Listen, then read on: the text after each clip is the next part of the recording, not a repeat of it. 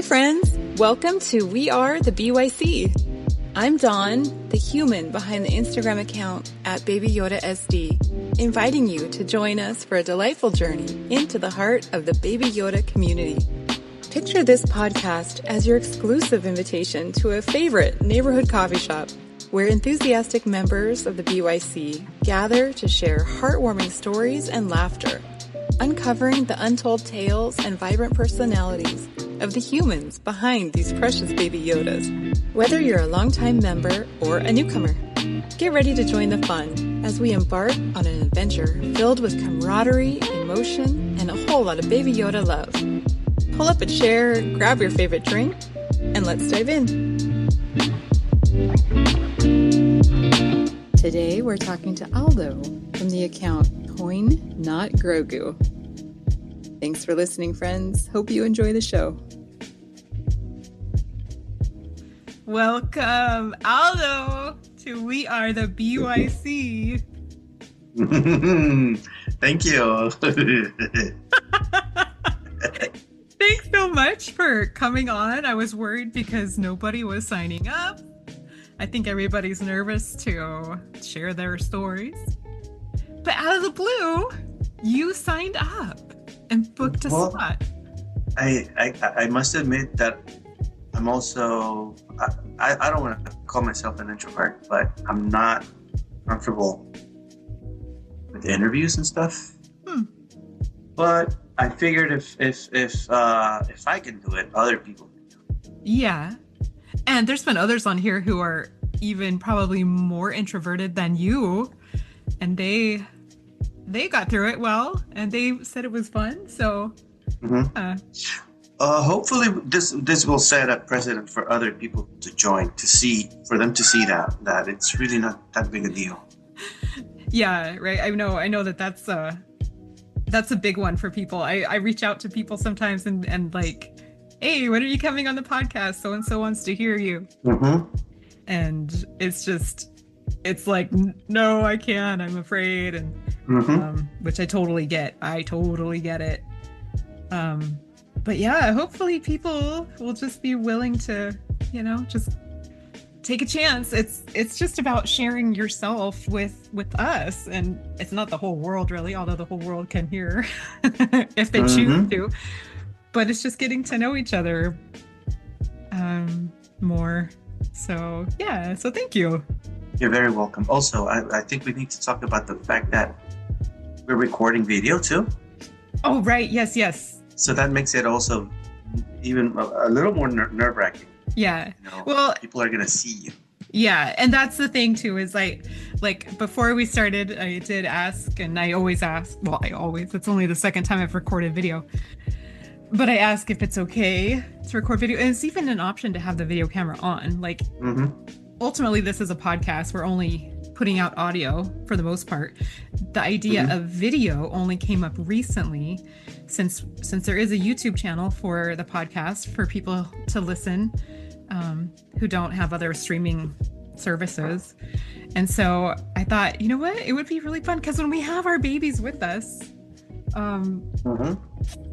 it would be fun for people to see them, or see us, I guess, if they want to see us. So yeah, but it's always optional. And even if we have the video on while we're talking, it's optional to even have it posted. So yeah, I know that makes it scarier, but it's an interesting concept because you have to be mindful of not only what you say, but how you look, what you're doing, how you behave. Exactly. So you got to be mindful. But anyways, I hope this sets a precedent for other people to not only agree to do video interviews, even if they don't. Yeah. More people should sign up to do podcasts because it's the only way we have for others to get to know the person behind the account. Yeah, and it's like for most of us, well, I shouldn't say most of us, for a lot of us, we've been here 4 years, 5 years, even those that have been here for a year, just to be able to get to know that other side of the community, we communicate with the babies every day, but we don't always communicate with the person. So it's kind of a interesting crossover, I think, to get to know that there's actually a person behind that account and this is who they are. So it's fun. But yeah, video aside, it's all, it's audio if that's all you want. So don't let, I just don't want the video part to intimidate anybody even more. Right. Yeah. Because I've done a couple where we didn't even have the camera on. Patu Towers, we didn't have cameras on. Teacher Charlie and Nicole. Right. Life of Baby Yoda, we didn't have cameras on. And I want to say there was another one. No, I can't remember. But anyway, yeah, so it's not even it's not that you have to have the camera on and we have to have video, but if we do, we do, and it's kind of fun. But yeah, back to that, the whole video issue. So I'm still deciding and trying to figure out how to get those posted and where to post them, because I don't want to just put videos of us out there into YouTube, because the community's had a lot of, trolls. We've had a lot of people giving us a hard time. We've just had a lot of outside and inside attacks. And so to put people's faces on the internet, I don't want to just do that, like out there. So the ideas I've been coming up with are like things like Patreon, where you have to subscribe to actually be able to see the video, so that that only people, your next door neighbor John isn't going to want to look at you on YouTube if he has to subscribe to it, right. But somebody in the community might be willing to pay $1 to look at the video of the podcast. So as long as it's accessible. Yeah. So I'm still trying to fine tune that, I guess, figure out what I really want to do. So that's a work in progress. It's smart to want to put that behind a paywall, but it also limits a few people within the community that may not be able to contribute to Patreon. Yeah. I would say that if you worry so much about people trolling or leaving foul messages or whatever, having a negative reaction to a community of people playing with Baby Yodas. There's how many different communities out there that put their faces out in public, and it doesn't really matter. I wouldn't concentrate so much on what could happen. I would make it. I would base my decision on what's more accessible for everyone, especially people in the community. Yeah. But anyways. Yeah. Well, and that's certainly the thing is so that's the thing. I don't want to it's not like I want to make profit. I don't want to make money off of it. I just want us to be safe and not be accessible to everybody and their mother, So, but yeah, it's just a thing I'm thinking about. So maybe I'll leave that up to the community. Like maybe somebody has an idea, they can definitely share it and I'll be glad to have that input. So, yeah, but anyway, enough about that. Let's get on to talking about Toyn, not Grogu. Toyn. There he is. Is he in his pajamas? Yes. Toyn, it's late, huh? It's like 10 o'clock. It's time for babies to be in bed. It's almost 10 o'clock. Yes, but Jojo's up too, so he wanted to say Staying hi up tonight. So let's kind of just start out with your whole BYC journey. Can you take us back to the first moment that you discovered the Baby Yoda community? Baby Yoda community. I actually didn't. I wasn't the one who discovered the Baby Yoda community. Someone else suggested. Well, I didn't know that there was a community. Toyn was given to me as a birthday gift 5 years ago now by my brother. And someone else suggested, hey, you should look up, there's a lot of Baby Yoda content on Instagram. But the content that I usually saw was people posting clips of the show and memes. Back when Baby Yoda was just Baby Yoda, he didn't have a name. Grogu was not. We didn't know that his name was Grogu. Mm-hmm. And my ex was the one who told me, you should open an Instagram account and post. Mm. So at the time, I was going through some stuff, personal stuff, and I found that posting is toying. Because Toyn is sort of an extension of me. Mm-hmm.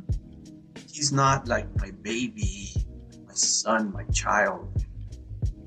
He is an extension of me. He's most definitely the way I used to be, or the way I remember being when I was little. Mm. So I would just post things that I could see myself doing. Mm-hmm. Or reacting to something a certain way. In the beginning, my content was very different. It was not well received because the thing is, Toyn at home, like I said, he's an extension of me. So at home, he used to be more. He would express himself using a lot of foul language. And that's something that I found very soon in the community that was not well received. No. No. And I'm not saying that I was when I joined I was calling people by names, certain names, or just being awful, mm-hmm. or using foul language. No, that's not it. It's just Toyn started out as an expression of what I was going through at the time, and it's evolved into. I mean, the basis is the same. It's still a way for me to express myself. Yeah. But things have happened. My life has changed, and he's adopted the behaviors that I have, all the changes that have gone through. Yeah. I don't know if that makes sense. Yeah, it totally does. Yeah, you can see the difference in Toyn from when he started in the community. And I'll have to admit, and I don't know if a lot of people know this, but when Toyn first made his presence known, he was very much that kind of little. He was just one of those little kids that was just like, you dummy, and because he was calling people dummy, and yes. At the time we thought he was like being a brat, like a real bratty little baby, calling people dummy. We didn't know at the time what dummy actually meant, or that it was like a term of endearment for Toyn. But mm-hmm. I remember when I first saw your Toyn's account, I was like, no, I'm not even gonna deal with this. Because we had just been dealing with so many trolls and just people being awful to us. So I blocked your account. And it was like a month after I was in one of the chats and somebody was talking about Toyn and how funny Toyn was. And then somebody else chimed in, oh, I love Toyn. And I was like, this little kid who was such a brat, and I blocked him. I guess I'll give him a shot. And I don't know if it was the same day that you had made that post, the ode to the community, or if it was just, it was within that same week anyway. But when I unblocked you, I started following you, and you made that post, and I was like, oh my God, this is such a sweet baby. Like, how could I have done that? That was a very important post. That post marked my the beginning of. Well, I may have been part of the community to some other to other people, mm-hmm. But I didn't know that the meaning of community. Yeah. Until after that post, because I saw the change in people. Yeah. After I made that post, people were they were warm, and more than one person had a change of heart. after that. Yeah. We realized that the Toyne wasn't just out there causing trouble and being mean to people. Like he was. Yeah, that was never the intention. No. Calling people dummy, that was a way of it's like, I don't know, it's a way of and I even made a post after that explaining meaning of not the meaning of the word dummy, because we all know what a dummy is, but what Toyne means when he says the word, which I eventually dropped because of the same thing, because not everyone caught on. And the community, this community is comprised of all kinds of people. Yeah. Back then, I remember talking to people that were preteens, children. So you had to be really careful. Nowadays, it's mostly people like us, you know, older. Not to say that there aren't any 20-something-year-olds in the community, because there are. Yeah. But back then, you had to be more careful with who you talk to. Yeah. So I understood why some people were put off by what Toyne used to say. But it was never rude. No. And going back and thinking about it, like he was never, even if you look at the old posts, like your first post, he was never a mean baby. Like never. Yeah. He never said anything. He's very precocious. That's yeah.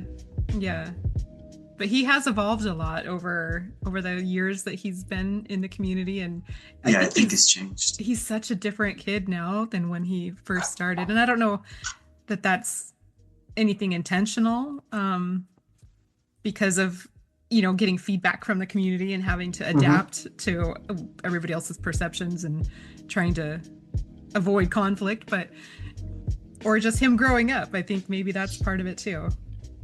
Yeah, it's a series of things. It's the things that I've gone through, changes that I've gone through in my life, and he's grown too. He's 5 years old. He'll be 5 years old this year in May. Yeah. So, time flies. Huh? Yeah, I can't believe it. When did you start your account? In May for my birthday. And I opened the account in October of 21. I had him only a few months before I opened the account, like 5 months. Okay. Okay, well. There was a lot. There was a lot going on. The pandemic and there was just too much going on. So yeah, like that the whole pandemic, like from 2019 to 2022 almost, it was like one solid block of time. It felt like everything just kind of a blur. Yeah, it just was all pandemic, and it like never ended. So it was it's hard to remember time spatially back then. So what made you stick around? Like you created the account for him. He got like some flack from people. You posted the video ode to the community, and people started welcoming him more. And is that like what kept you around? Well, the flack, the whole getting flack for what he was saying was actually very brief, because I posted that ode to the community in November. So it had been only about a month and a half. So it was a very brief period. I decided to stay because, number one, Toyne became such an important part of my life. I started going out and bringing him with me everywhere I went. Be it the grocery store or traveling, Toyne was with me. I wanted to record all those the outings and all those things that were happening. I had an audience, and that's something I can sort of understand why people feel the need to post their everyday goings on, because once you have an audience, you want to create for them. Mm-hmm. And which is what I used to do. A lot of the videos that I used to make were partly what I wanted to do, what I wanted to express, but also a form of entertainment. Mm. I realized very early on that I didn't want to have one of those accounts with thousands of followers, because you become a slave to the content. Mm-hmm. And I don't have time for that. I don't have any desire to become an influencer, or when I'm too old for that. I don't care for that stuff. The community is what kept me coming back to posting, to the friends that I've made. Mm-hmm. Even something as simple as just saying hello to someone is important. Yeah, just the connection. I think it's the human connection kind of surpassed the need just to post pictures or videos of the babies. Mm-hmm. It's like that's what sustains us, I think, at this point. I mean, certainly the babies need to express themselves and have their videos and their lives shown, but I think for us, what we're getting out of it is that human connection that we've made, and being able to relate to people. Mm-hmm. So it sounds like the BYC has been a pretty meaningful part of your journey, like the last 4 or 5 years. Along the way, I'm sure you've had some fun or memorable experiences. So let's talk about that. Okay. Are there any like specific posts or interactions, anything that stands out as some of your favorites? A post that I've made or that other people made? Yeah, either one. Like any posts that Toyin has made, or events even that he's done that kind of stand out. Well, I still to this day find posts from other people that are really entertaining, that have a beautiful message. So anything that you remember as being like a favorite, like, I don't know, even anything from school or Baby Yoda poop. Oh, you remember Baby Yoda poop? Yeah. I don't think people like that one. It didn't really go over as well as... It didn't. Yeah, it didn't have the traction that we were hoping it would have. Baby Yoda poop. That was one of many failed attempts at garnering people's attention for for a better cause. It was funny though, because I mean honestly, we don't really post or talk much about that part of their lives. You know, it's just all of their fun little outings and stuff. But do they poop? Yeah. Do they wear diapers? Do they go in a potty? And that's precisely why it came to me, because I've had experience with children, and I know that children poop. The same way you gotta feed them, you gotta change their diaper. And I thought it was just natural that if these baby Yodas are always eating chicken nuggies, of course they gotta poop. Yeah. But yeah, people didn't really like that. Yeah. Anyway, as far as posts that I've made, memorable ones. I mean, it's easier for me to talk about the ones that I've made rather than what other people have posted, because there have been posts from people like Gragunito, Patu Towers, who ate our snacky snacks, Francisco. There's so many memorable posts. Nuggy, you know, that it's really difficult to just name a single one.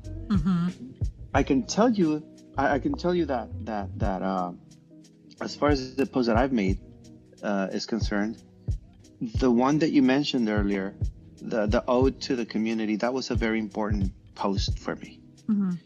It changed the way people looked at Toyin. And it made me, that's when I became aware that the community existed and that I was part of it. Not only did it exist, I was part of it. And that was very illuminating. Yeah. I mean, that really does show kind of how special the community is. Like, before that post, you were part of the community, but you didn't realize how like much of an integral part, I think, that Toin was becoming. I was just trying to make fun posts that people seem to like, and I went with that. Yeah. You know. Well, you know, hearing those kind of stories, it's you know, it's just really fun, and just really proves how special it all has been for us. But beyond these fun moments, the BYC has obviously become something very meaningful to us. And then, so how would you describe, or do you feel like the BYC has made an impact on your life? Personally, the biggest impact the BYC has made on my life was, and I don't want to get too personal, but meeting you was one of the highlights of my BYC experience. You know. I don't know how deep you want to go into that. Well, I think a lot of people maybe don't know that whole story. For the ones who don't know, Dawn and I are in a relationship. We made in the BYC. We met in the community. Yeah. Right? Yeah. Yeah. So certainly the BYC has contributed to our life. Impact, you know, made an impact on us. Certainly. Yeah. If it wasn't for the BYC, we wouldn't have met. And yeah, we wouldn't be where we're at today. Together. Together, yeah. So surprise for people that didn't know that. Well, you know what? Let's ask a community question, because that kind of is a good segue into some questions that we have. Okay. From our friends. Let's go for it. I was actually very glad to see how many questions we got. Oh, I know. I'm always so excited when people ask questions, because this is not just, you know, something for me, like to fulfill my interest in talking to somebody, but I want everybody to feel involved in asking questions of everybody, you know, just come on, ask all the questions. And I want to say something as a guest to the podcast. Yeah. Having people asking questions makes you feel like people actually want to know about you. Yeah, exactly. So, for the next person in line, I hope that more people come through and ask as many questions as possible. I think we need more engagement when it comes to the podcast. I think it needs more engagement from the community, and I know that people may be put off. They may be put off by the fact that, oh well, if I go on the podcast, people are gonna see me. They're gonna hear my voice. They're gonna see me. They're gonna know about me.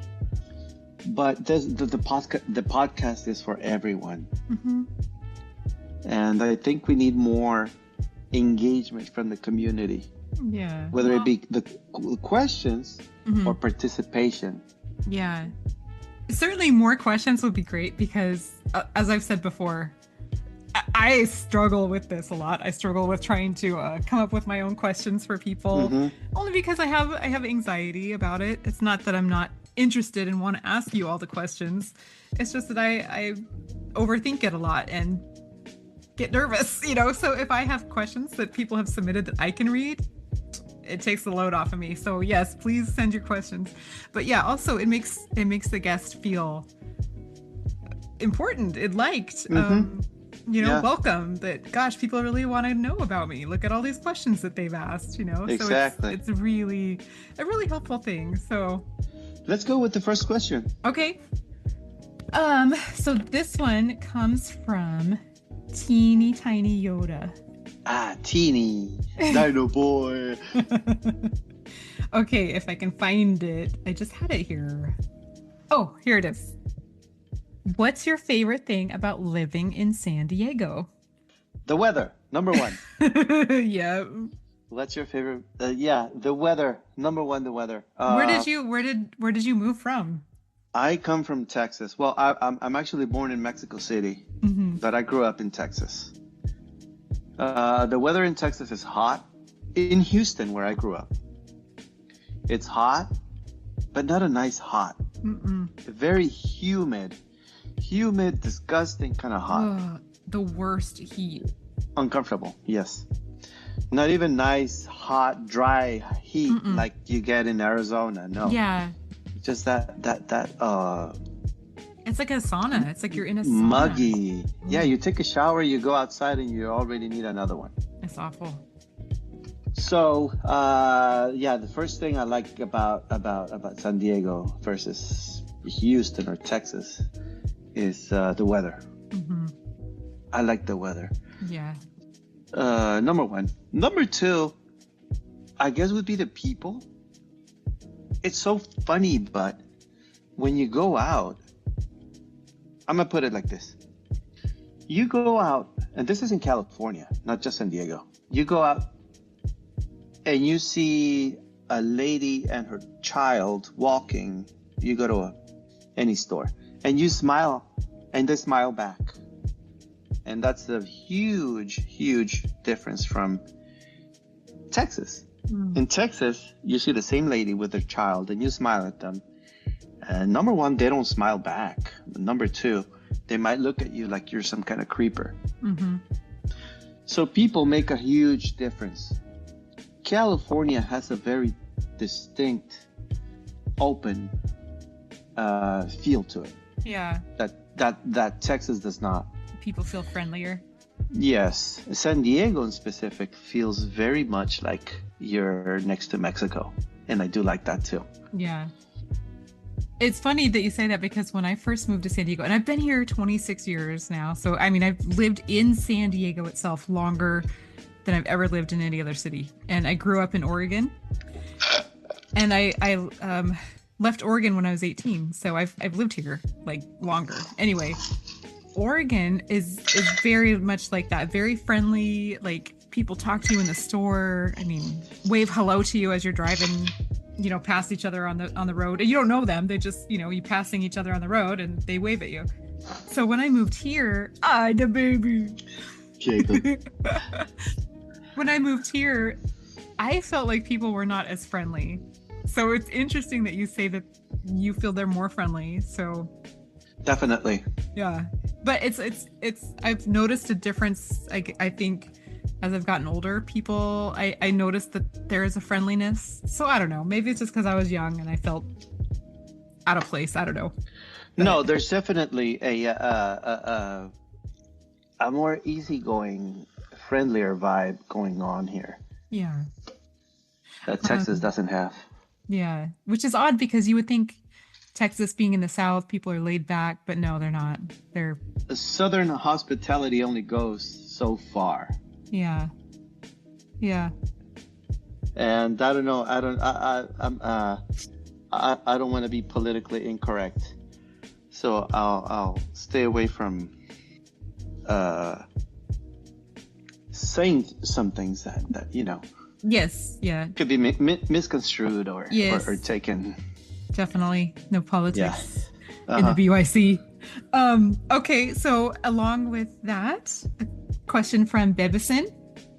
Do you prefer Texas or San Diego? Well, that's a loaded question because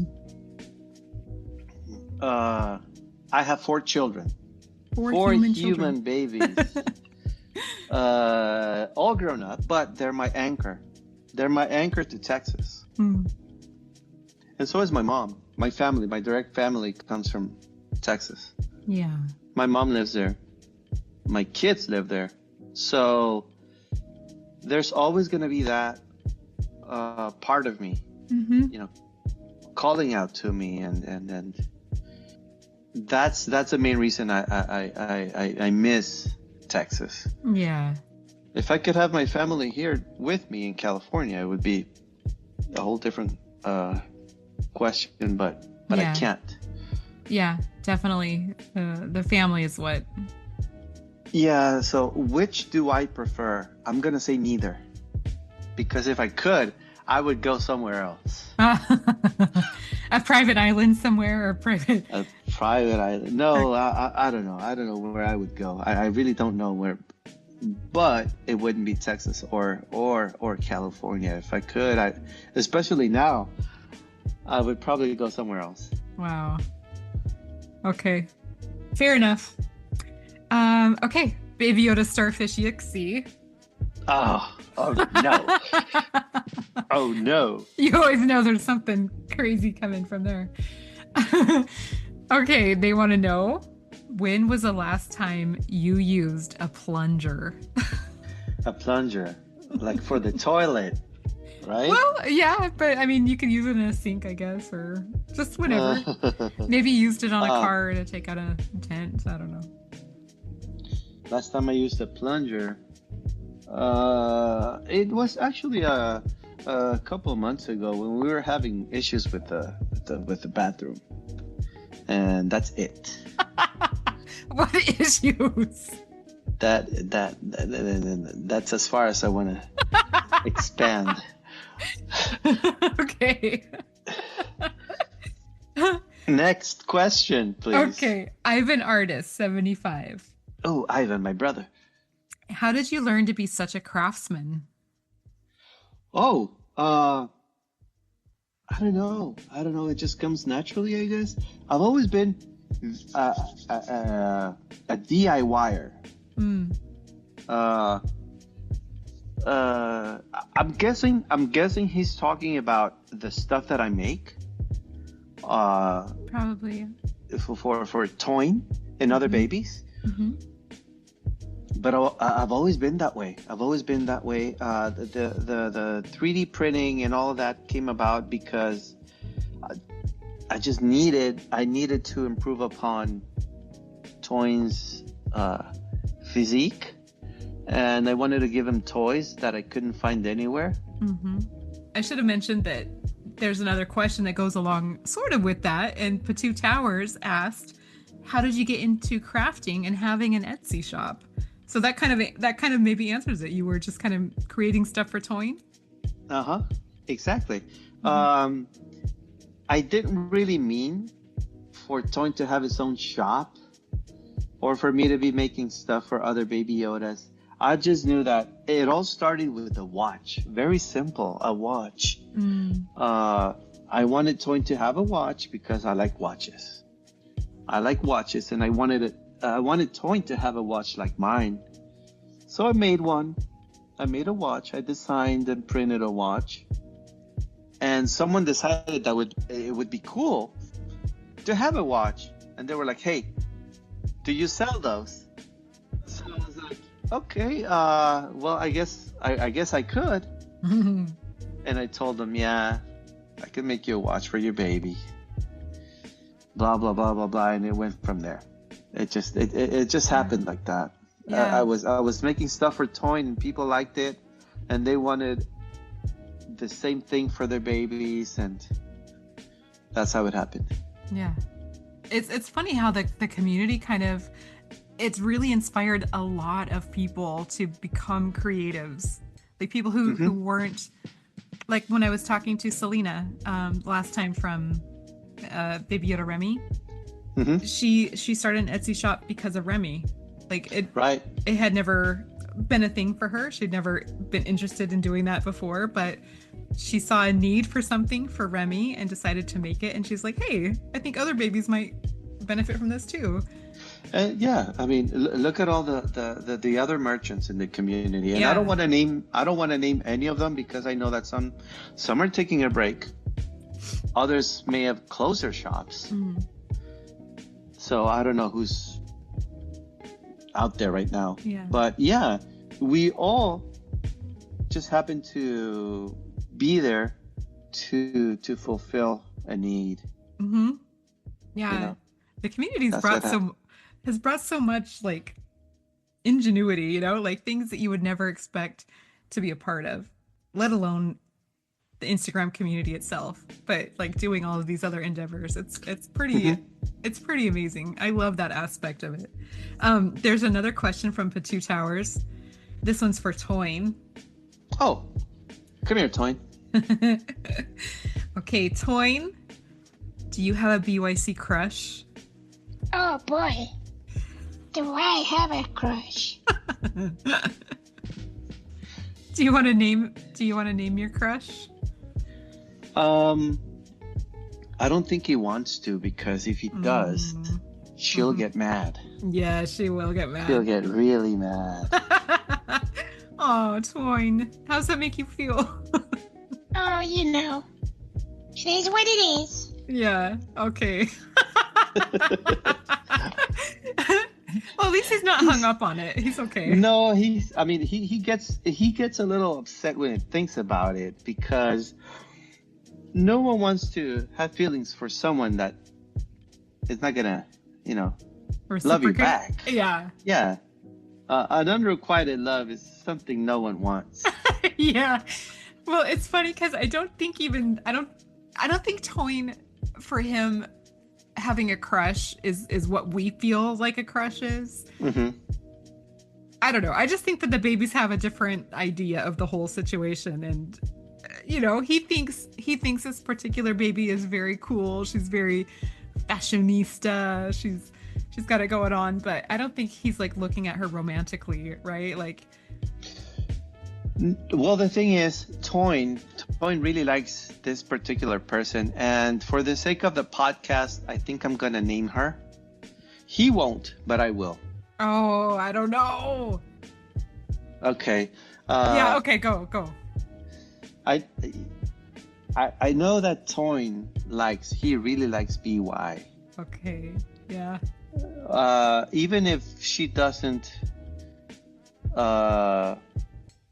feel the same way he does. Mm-hmm.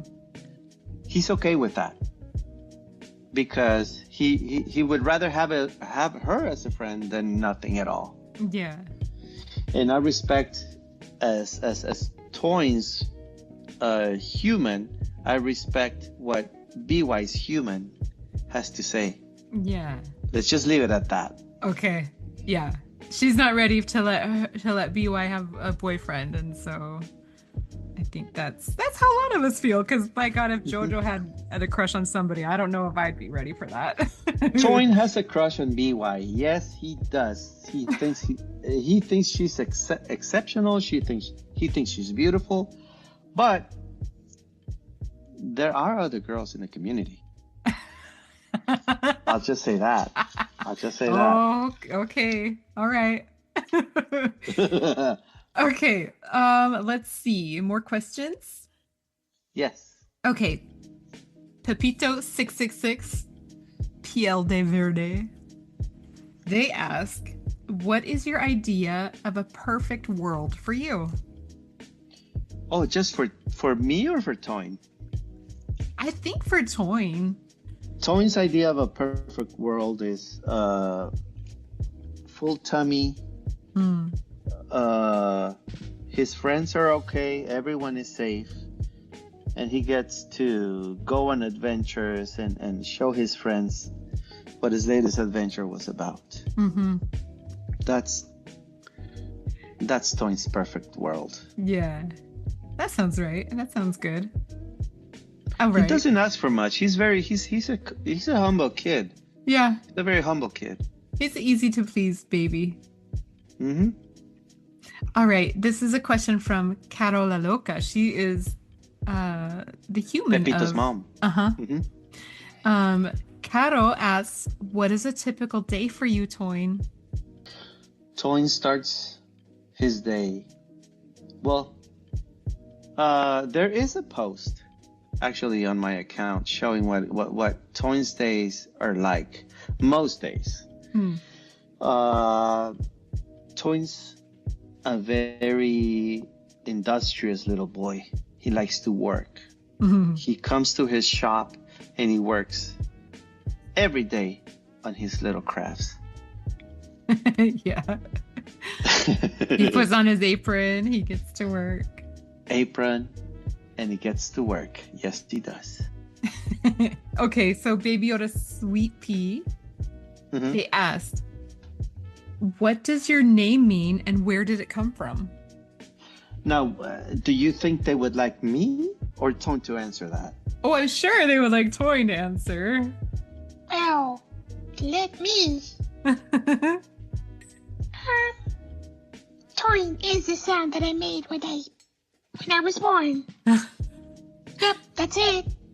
How did you make? Oh, he left again. Yeah. Toin to me, Toin was this. It's just the sound that he made when he was born. I say that because to me, the name Toin is something that came, and I'm trying to be as forthcoming as possible because it's a podcast. If this was just a post, I'd be like, oh yeah, this is the sound that I made when I popped out of my egg, which is true. Mm-hmm. But Toin is just the name that came to me, when I was thinking, what should I name him?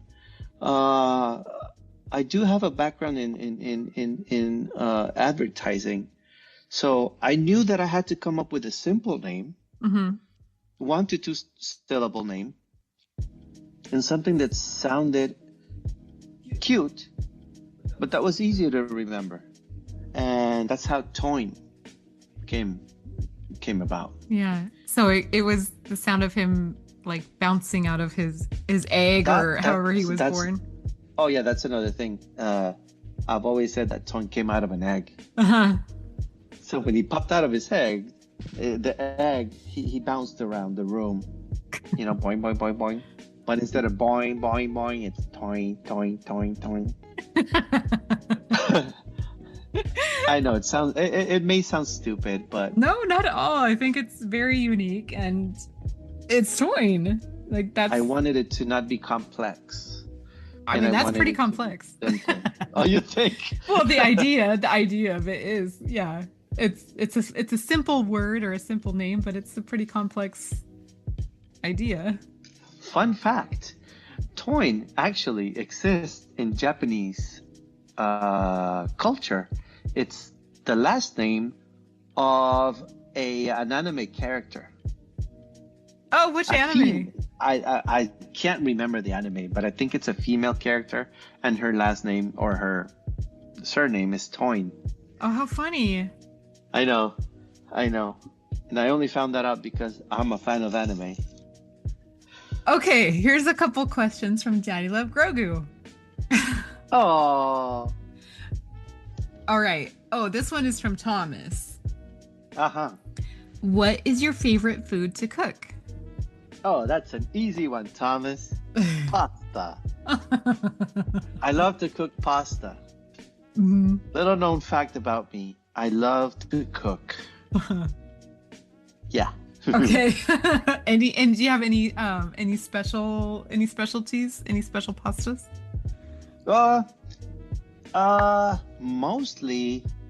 Mostly red. But pastas tomato based pasta. Mm. I know Thomas has had my shrimp fra diavolo. Mm-hmm. He's had that one and he likes it. Next time he comes, I might make something different though. Yeah, that's always a hit though. That's so good. Oh my god. Yeah. Mm-hmm. Shrimp pasta, I call it. Shrimp fra diavolo, but I call it shrimp pasta. Yep. All right, Daddy Love Grogu again. So how do you feel about living with Wednesday? Oh, Wednesday. Wait, that's a question for Toin. Yeah. Not for me. Yeah. Let's see what he says. And you know how I love to end on a cliffhanger. We're going to stop there with this part 1 of the interview with Toin, not Grogu. Come back next week for part 2 of the interview and find out what Toin really thinks of Wednesday. Thanks for listening. Bye for now.